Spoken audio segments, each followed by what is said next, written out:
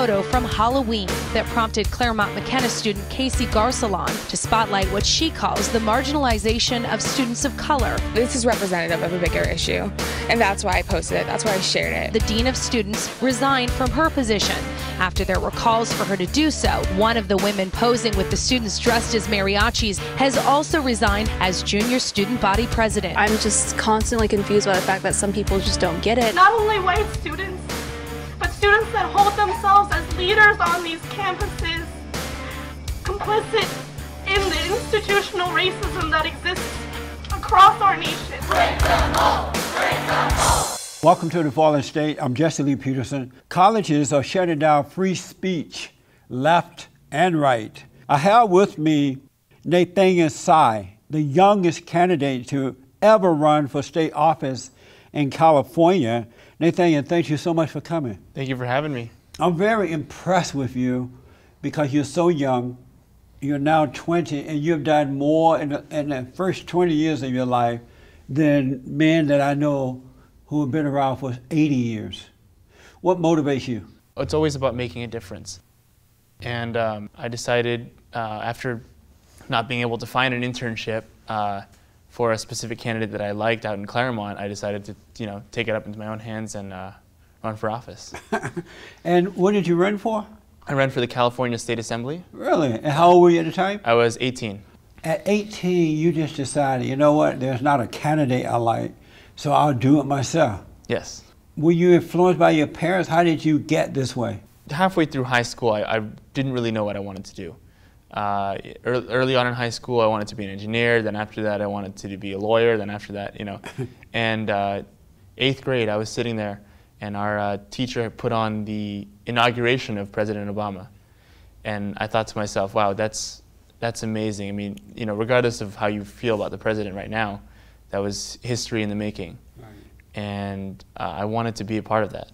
I wanted to help change the world.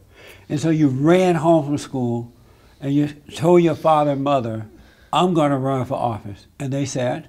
I actually kept it to myself until college. Oh, yeah? And so when I did decide to run, they were surprised but not shocked. Because, in the later years of high school, I did make it known that I was studying the Constitution. I was, studying a lot of law cases. And so over time, it just built up. And, I did run home, freshman year of college and tell them, and they thought it was a joke. And, 6 months later, they saw my name on the ballot, and they knew it wasn't a joke. That's amazing. What did it feel like to see your name on the ballot? Surreal. And having just turned 18, I was voting for the first time. Yeah. And I don't know how many people vote for the first time ever, and for the see their own names on the ballot. So. And so you voted for yourself the very first time you voted. Yeah. That's mind blowing. Are your parents in politics? No, they are not. They're very opposed to a political life, but really? They've supported me. Are you Republican? Yes, I am. Oh, good. Mm-hmm. What school are you at? Claremont? Claremont McKenna College. McKenna. Mm-hmm. And over there, you've gone through a lot. The school overall is an amazing school. Oh, okay. I mean, I love the college, and there's so many resources there. Honestly, without Claremont McKenna, I would not have been able to run for office. I had so many professors in the government department who were able to give me such good advice. Oh, good. And they were the first people I came to when I decided I want to run. What's your nationality? I am Taiwanese Filipino. Really? My father's from Taiwan and my mom's from Philippines. So do you get a lot of slack for being a man of color and a Republican? Not as much as I thought I would. The party meetings that I'm part of the central committee for the county party. Oh, good. And there are a lot more minorities there than one would think. Last year, I read that all hell broke loose for you at your college over a bunch of so-called microaggression yes. on campus. What is microaggression? There's a list on the University of California president's website on what a microaggression is. And it's obvious things like, oh, you look Chinese, you must be good at math. That's an obvious one, right?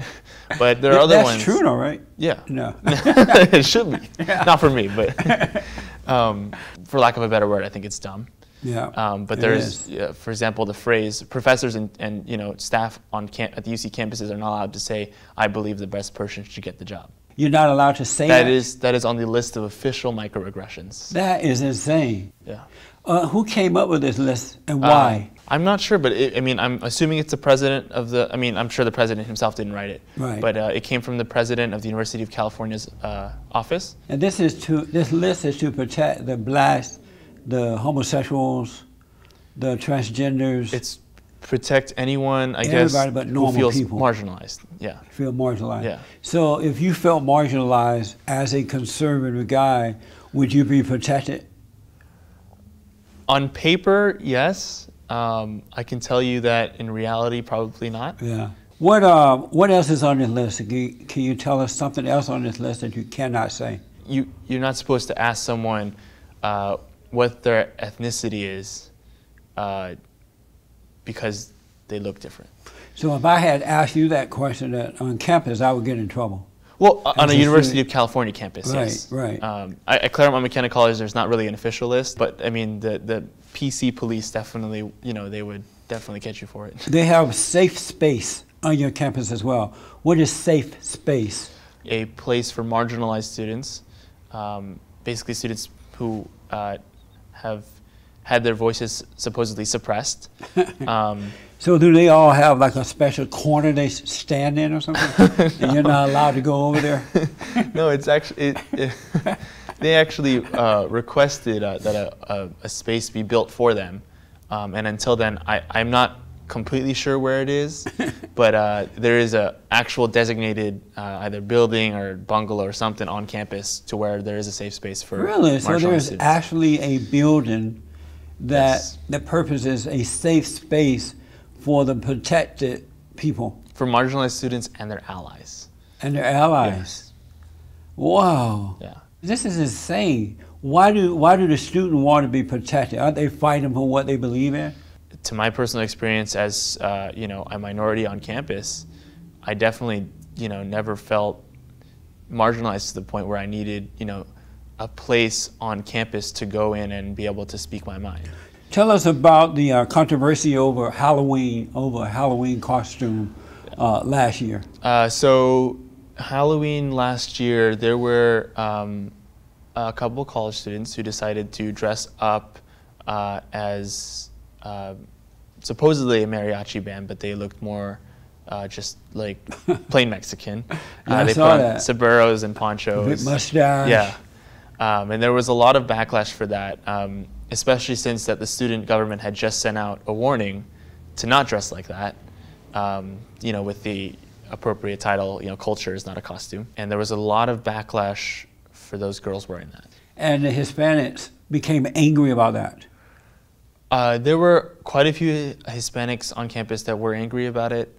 I mean, I can tell you that a lot of my Hispanic friends were not. Right. But that's because they had a good sense of humor. Yeah. You know, but I mean, there were people who, you know, and I guess understandably so, who were offended, you know, by that costume.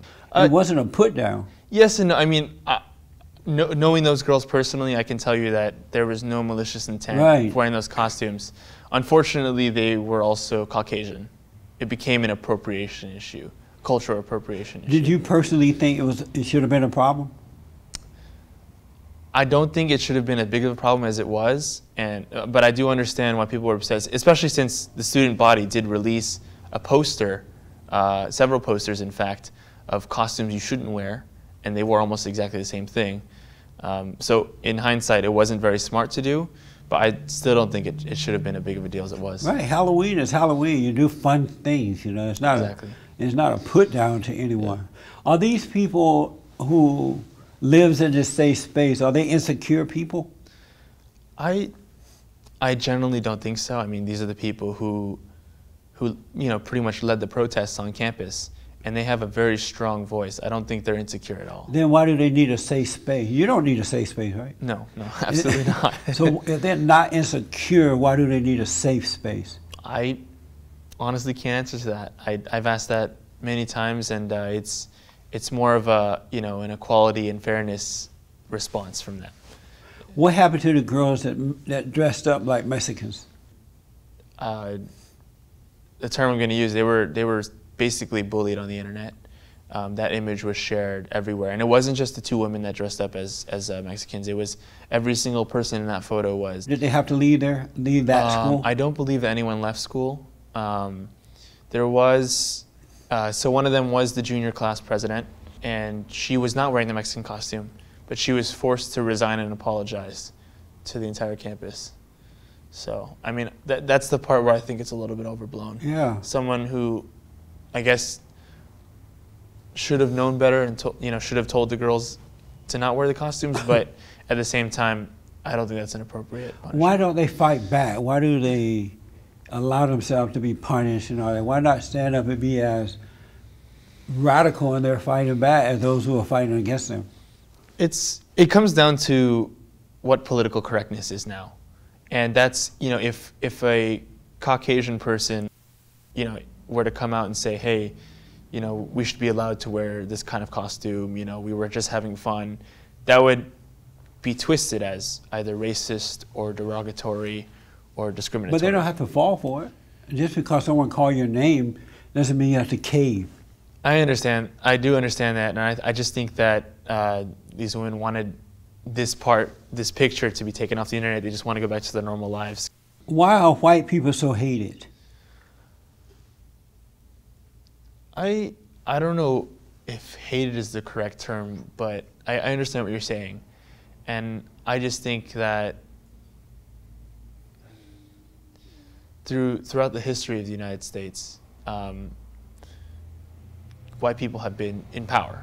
And I believe a lot of students who have been protesting, they feel that as minorities, they need to bunch together and fight that. It's like, it's almost like I lost the term, but it's kind of like a, overthrow the power.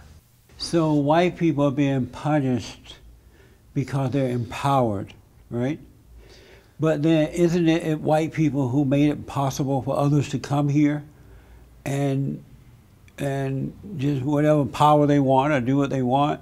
Didn't white people make that possible by way of the Constitution and other measures? I do agree with what you're saying, yeah. And so why are they being, let me ask you this, do you think it's a mistake to let everybody come into our country like this and seeing their attitude about things once they get here? Do you think that's a mistake? I don't think it's a mistake. I don't think we should ever limit the people that come in. Why not? Assuming that I wouldn't be here if that were the case. My father came here when he was very young. But we should let the good ones come. Yes, and I don't disagree. I don't disagree with you. Here's my point. Like these people, they come here and they take out their anger on white people, but they leave their own hometown or country where they don't bother to fight back. They run away from their own homes. They come into your home and they fight you. That doesn't make sense to me. I tried to see, the other side. I did during the protest. After my letter, I did meet with some Black Lives Matter activists in private, in secret. How did that go? It was calm, collective. It didn't really produce much. Right. But I made the effort to try to learn the other side. Maybe as a college student, I was 19. Maybe I'm missing something. Did you learn anything that you didn't already know? No. Right. Do you agree with me that Black Lives Matter is an evil, agitative, radical, built up of black lesbians and homosexuals and white liberal socialists, and their whole purpose is to turn America into a socialist society? I believe that at its core, the people who founded Black Lives Matter and the activists themselves, to a certain extent, they want a better world. But there are a lot of people who claim to be with that organization, who are in that organization, that are causing a lot of problems for the country. So if it's true that there are some who want a better world, why are they dealing with black-on-black crime and abortion and out-of-wedlock birth? Why are they dealing with the real issues instead of falsely accusing white police officers of being The problem is it's the same thing, you know, with, for example, how, you know, police officers, you know, videos that get shared on Facebook and everything, they're never of officers who do something good. Right. They're never of the officers who have saved a life. Yeah. Right? It's always about the negative. It's the same thing, you know, with the Black Lives Matter. I'm positive. I've met a few people who genuinely want to bring the community together. So why are they denouncing those? And you're probably right, because no matter what the situation is, amongst the bad, there's one or two. There are one or two good. Right. That's for sure. But why are those people speaking out against the bad ones? What is it? What is the saying is the voice of the minority is always greater than the majority. Right. And so, you know, just like how, you know, there are fewer negative incidents with police than there are with, you know, than the good incidents, all the negative ones get broadcast. Yeah. And I think it's the same way. You know, there are, even if it's 49% of the people Black Lives Matter that want to create all this anarchy, you know, they have a larger voice. I saw on your site last night a video of a Chinese girl, I believe, who went out amongst these protesters, and she could not understand why were they so mean to her and people like her. She mentioned that she was walking across the road one day and some blacks drove by and they called her a name or said, "Why don't you go back to your country," or something. Yeah. And some white person came and helped her out, you know. And she said that black people can be racist too. And as a result of saying that, she caught hell. Yeah. Do you know her or what's going on with her? I do know. We're acquaintances. I never really, you know, spoke with her afterwards. She did say she was in support of the movement that was going on campus, but as to what else she'd believe, I don't really know. But I do believe that, you know, racism isn't, you know, a one-way thing. It's not, you know, mutually exclusive between one race to the other. I have noticed that because blacks are so angry that they tend to discriminate against, if not all races, most races. They say what they want to say about them, they call them names, they falsely accuse them and get away with it because they're black and they know that they're protected, so they do what they want. I think that they're worse than the average race when it comes to treating people that way. Have you noticed that? From what I've seen, I can kind of agree with you, but I just haven't interacted with enough black people. What would happen if you agree all the way? Would they be waiting for you when you get back to school? Probably not, but I'd probably get some nasty Facebook messages. So let me ask, so this girl, they attacked her, right? This Chinese girl? I think that she did get a little bit of backlash on social media and stuff. Right. She went on to later clarify that she supported the movement and everything like that. Did she do that to get some relief? Yes, and I think so. I think, honestly, I think that people definitely miscued what was going on. The girl was, I mean, she was so apologetic. She was nice about it. It was like she was being mean about it. A little girl too. Yeah. And she was just saying, "Hey, let's get along. Yeah. We all got stuff to deal with. We're no better than each other. Let's judge based on character. Everybody, even black folks, can be racist." That got turned into a direct attack on the black community. Yeah. And, you know, well, I'm not a member of the black community. If I was, I mean, if someone had said that about Asians, right. I mean, I wouldn't have been as offended. What's wrong with black people? Why are they so angry and out of control and violent and lack of respect for others, and no one wants to be around them? And what is wrong with them? Do you think about that sometimes? Like, what in the world is wrong with black people? I think, you know, when for example, you see the protests out in North Carolina right now. Yeah.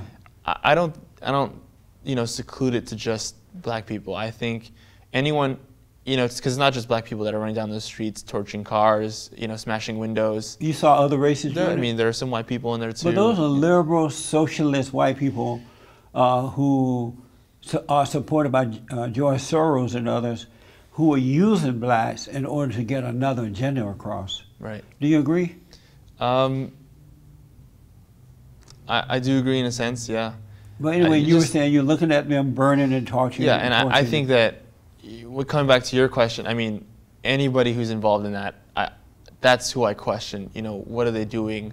why are they like that? I mean, have we not, you know, had enough good education in this country to where people understand that just because you're angry about something, you don't go burn down your hometown. Right.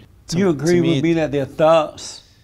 To a certain extent, yeah. Yeah. I mean, and, lack of moral character. Yeah. I mean, you don't. Again, you don't burn down your hometown because you're upset about something. That's right. You don't burn down anything. That's not how you deal with it. Yeah. I read that some of the students went on a hunger strike. Yeah. Why?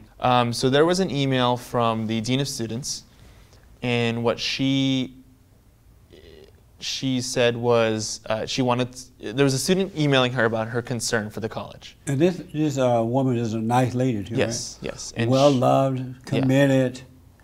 Yeah, and she, you know, responded back, "Hey, I'd love to meet with you," et cetera, et cetera.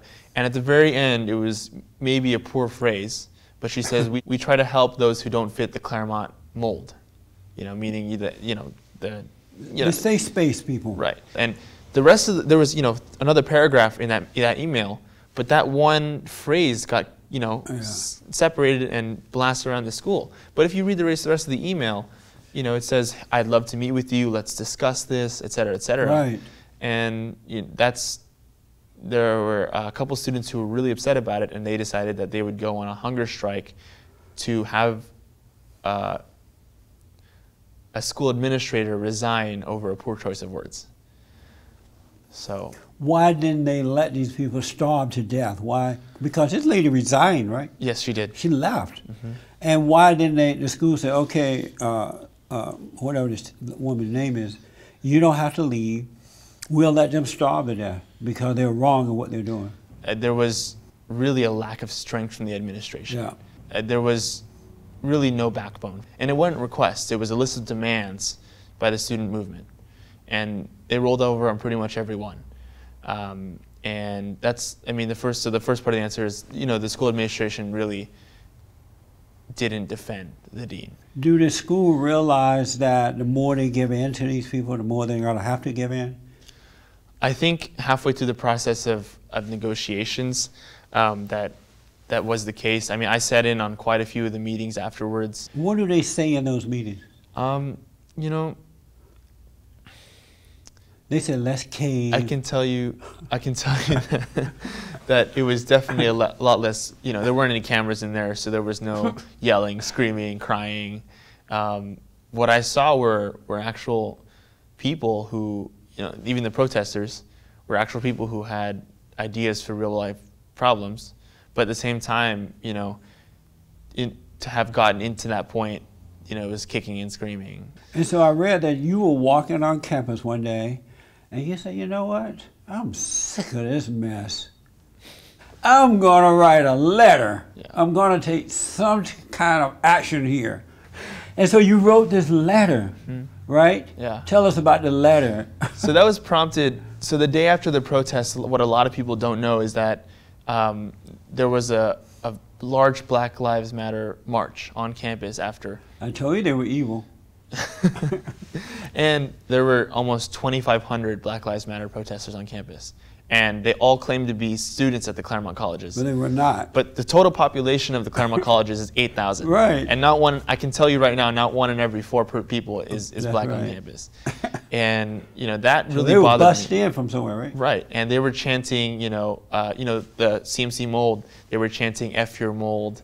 And, you know, the people, they really weren't on campus. And the other thing that really bothered me was the organizers of that march, people who wanted to join in, if you weren't Black, you were led to the back. Wow. And they had megaphones. They were literally just saying, go to the back. They were saying, if you are not Black, you must go to the back of the march. And I mean, that's one of the things that bothered me the most. If you're going to do that because that's free speech, right? You know, but it's the community, not, you know, you don't bust in hundreds of people from out of the community to come protest for a community issue. That's not how you solve the problems. Right. And that prompted me to draft that letter, and there were maybe a dozen or so students that went through the editing and review process of that letter, and even a couple dozen students that went around and collected signatures for the letter. Did they use their real names? Yes. Because I read that they... So in in respect for their name, to list everyone's name would have been kind of a mess. Oh, okay. And so what I did was I signed everyone. I did a number count. I have the private, documents of who signed it and who did not. Right. But I just put it under my name. Oh, and, okay. Knowingly all the backlash would come to me instead. And so you're a brave soul. Thank you. But yeah, I mean, we started out with 270 signatures when I sent it out. I actually sent it to the faculty and staff first to give them kind of a heads up that this was going out. That was circulated among faculty and staff, and then the next morning it went out to all the students. And in essence, what did the letter say for the folks? It said, we're a community, and we want to solve things together, and we just don't approve of the way things are going right now. I mean, between the hunger strike, between no other college president in the nation would come out and let students yell at him and yell profanities at him for 2.5 hours. Wow. And what did you want them to do? Did you demand that or ask them to take some sort of action? What I really asked was to, take a look at what they're doing and step back, and decide whether or not this was the best course of action, whether or not this was really going to affect positive change, whether or not this was going to have a positive effect on the community for years and years to come. And what happened?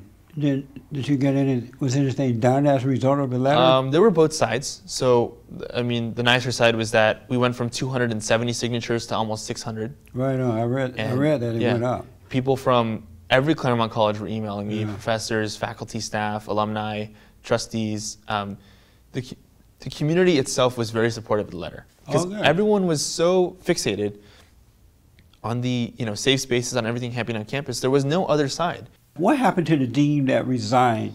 Did she find another job, or do you know what happened to her? I think she did find another job, and I did communicate with her recently, and I think she's doing well. I'm glad to hear as well as she can be. Yeah, because she really was a good woman. It was like she tried to help. But she was a white woman, in the mix of race debates in the state of California. Normally, Asian people are kind of quiet and they keep to themselves and get a good education. I don't normally see them getting involved with politics. No. But you just kind of stand out. You're set apart from all of them. Where do you get your moral code from? Well, it's a mixture of what my parents taught me, and also my faith. So, are you a Christian? Yes, I am. You're a Christian. Your parents are too? Yes, sir. You're so young, but you seem so serious. Do you kick back and play and get on the computer? Oh yeah, ask my best friends, and we play video games. And, okay. I try to be as relaxed as I can. But, when I'm in the political world, I got to put on the game face and do business. Since being involved in the manner that you are, what have you realized about human beings that you had not realized before? I definitely realized that there's a lot more of a mob mentality than I realized. I mean, looking at all the protests, not just on campus, but in the real world, I mean, there's a lot of people who don't really, take the step back to see what the bigger picture is. The LA Times reported that you got 41% of the votes with only $4,000 to spend on your campaign. Yeah. That's incredible, man. Thank you. It was really about reaching out to people, and something I noticed with political campaigns is that there's a lot of people, knocking on doors for the candidate, but you don't really always see the candidate, and that's what I did. Right. And I went to people and I listened, and I really enjoy listening to how people think that problems should be solved. Right. Whether or not I agree with them, it's a different story. Right. But in order to be representative, you gotta listen. Reading about you, I was really looking forward to meeting you because I have a lot of respect for men and women who stand up as boldly for what is right as those who are standing up for what is wrong. And they do have a right to do that, but you also have the right to fight back, and I really appreciate you doing that. Thank you. Did you get any backlash from people about this letter? Yes, I did. A lot. What happened? To be completely candid with you, I actually did not leave my room, leave the building for a week. after the letter. I guess there were like threats we didn't take seriously. I was in communication with a law enforcement organization just in case, and I mean, nothing really did happen. Because you had to stay in your room for a week. Yeah. Well, I wish you well. Did you have fun? I did, absolutely. And we're going to have you back because I expect great things to happen to you. Thank you, sir, and I really appreciate having me here. I want to speak on behalf of parents. I'm really proud of everybody that is here. So now you better stop, rebuild all your ruins, for peace and trust you in the day, despite of all your losing.